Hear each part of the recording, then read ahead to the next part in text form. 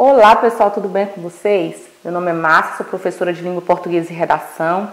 Gostaria de iniciar essa videoaula compartilhando com vocês um versículo bíblico que diz: porque assim como o relâmpago que sai do Oriente e se mostra no Ocidente, assim há de ser a vinda do Filho do Homem. Está lá no livro de Mateus, capítulo 24, versículo 27. Desejo a vocês uma aula abençoada e muito produtiva. Vamos para a aula?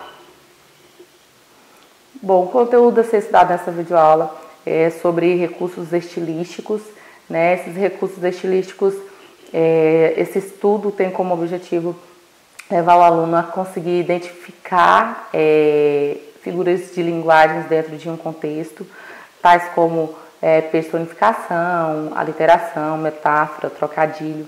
Né? A primeira figura de linguagem aí a ser estudada é a personificação. Está lá na página 94 do livro de língua portuguesa.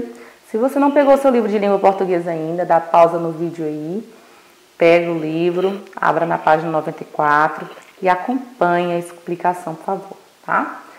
A personificação é a figura de linguagem que consiste em atribuir qualidades e ações próprias dos seres humanos a seres não humanos, como animais, plantas, objetos e etc. Tá? Um exemplo que temos aí um trecho de um poema que diz: de que vive o beija-flor?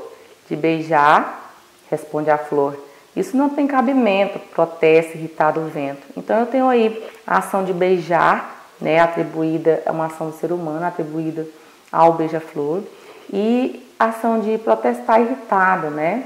Protesta irritado, né? Atribuída a quem? Ao vento. E essa ação também é uma ação humana. Então, todas as vezes que uma ação ou uma qualidade humana ela for atribuída a seres não humanos, essa figura de linguagem é chamada de personificação, ok? Próximo conteúdo aí é a respeito de metáfora, né? A metáfora é uma figura de linguagem em que um novo sentido é acrescentado ao sentido próprio da palavra. Então, a palavra está em um sentido, ela tem um sentido próprio. Quando é acrescentado um novo sentido àquela palavra, dizemos que essa figura de linguagem é chamada de metáfora. Por exemplo, Ana é linda, Ana é uma flor. Ana é uma flor, né? Eu estou dizendo que a Ana tem pétalas, né? Que ela tem folha, que ela tem um caule, que ela tem, se for uma rosa, por exemplo, que ela tem espinhos? Não. Eu estou dizendo que Ana é cheirosa, né? Que Ana é bonita, tá? Então eu atribuí um novo significado, né? Um novo sentido à palavra flor aí no caso, tá? Outros exemplos que temos, né? Esses exemplos estão aí no livro. Carlinhos vira uma fera quando está bravo. Aí não quer dizer que ele vira um animal, né? Quer dizer o quê? Que ele fica muito zangado, né? Outro exemplo Paula teve que resolver um abacaxi no trabalho, tá? Não quer dizer que ela teve que resolver a fruta lá no trabalho, não. Quer dizer o quê? Que ela teve que resolver um problema, tá? Então, um abacaxi aí, no caso, ele tem um novo sentido, um sentido de problema, tá? Então, Paula teve que resolver um problema no trabalho. Só que ao invés de dizer um problema, eu utilizei um abacaxi. Tá? Então, todas as vezes que se usar, se acrescentar um novo sentido a uma palavra que já existe, essa figura de linguagem é chamada de metáfora. A outra figura de linguagem é aliteração. A aliteração é a repetição dos sons de consoantes, né, de consoantes em diferentes palavras de um verso ou de uma frase, tá? Para produzir um novo efeito. Por exemplo, o beija-flor que beija a flor, ou é o beija-flor que beija a flor, ou é a flor que beija o beija-flor, tá? Então, esse beija-flor aí, esse BBB, a repetição da letra B aí foi para indicar uma proximidade entre o beija-flor e a flor, tá? Para dar uma ideia assim de que realmente há um beijo entre a flor e o beija-flor. Então houve essa repetição da consoante B. né? E ao repetir essa consoante B dentro desse poema, o objetivo era trazer um novo sentido, um novo significado, tá? Para trazer uma ideia de proximidade entre o beija-flor e a flor. O outro exemplo que temos aí, né, é o poema de Oswald de Andrade, né, que é o Relógio, né, o nome do poema. Aí nós temos a repetição da letra V, né, várias vezes.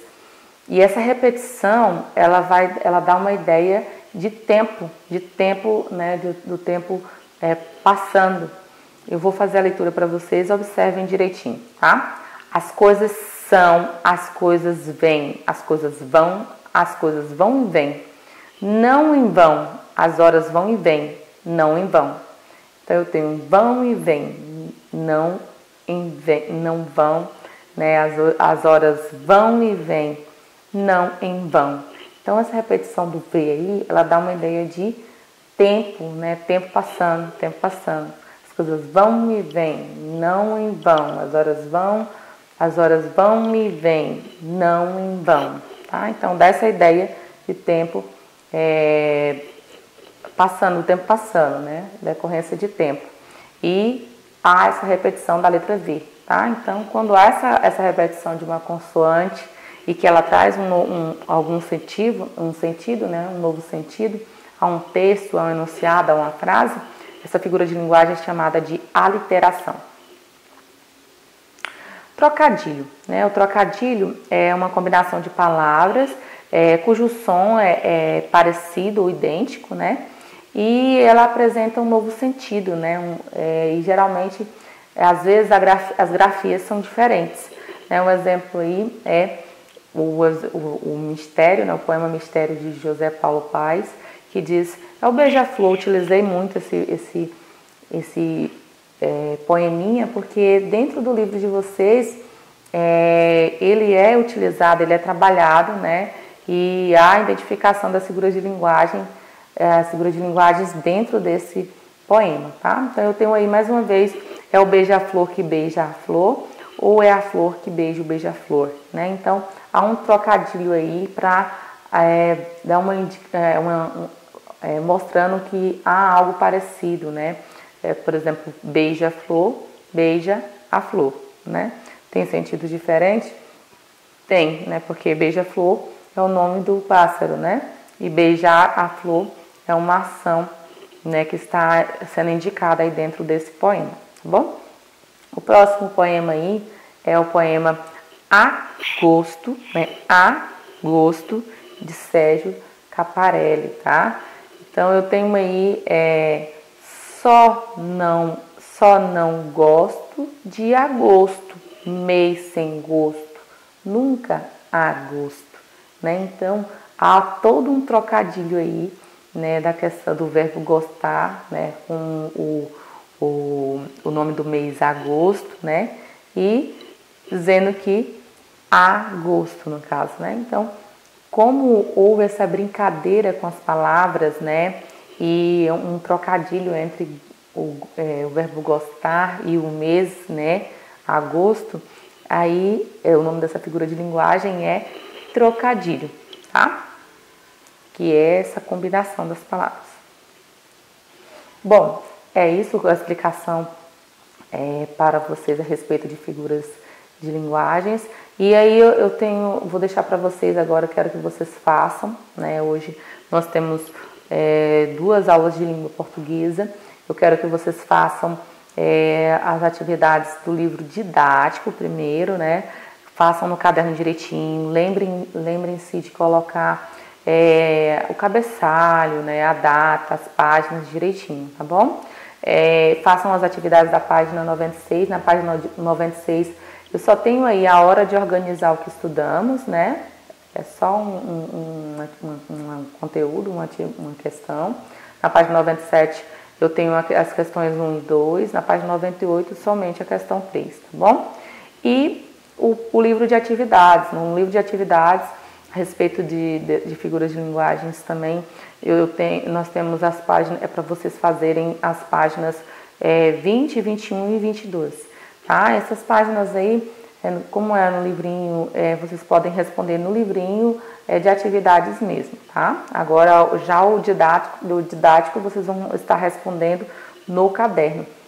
Na próxima aula estarei fazendo a correção dessas atividades com vocês e lembrando que se dentro de alguma questão estiver pedindo para você fazer grupo ou dupla, ou que a professora vai fazer a leitura das questões, você vai ter que adaptar essa questão, porque como não podemos nesse tempo, não pode se fazer grupos, né? E não tem como eu ficar falando com vocês. Então vocês vão ter que fazer a adequação das questões, tá? E para estar respondendo sozinhos mesmo, tá? Com a orientação dos pais. Mas a orientação, eu vou estar dando a orientação para vocês na plataforma, tá? E nos grupos de WhatsApp também, tá bom?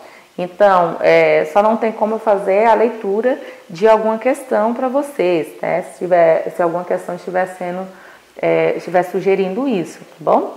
E não tem como vocês fazerem duplas, né? E nem grupos, ok? Então, se tiver alguma questão assim, vocês devem responder sim, tá? Fazendo adequação a fazer a atividade individual, ok?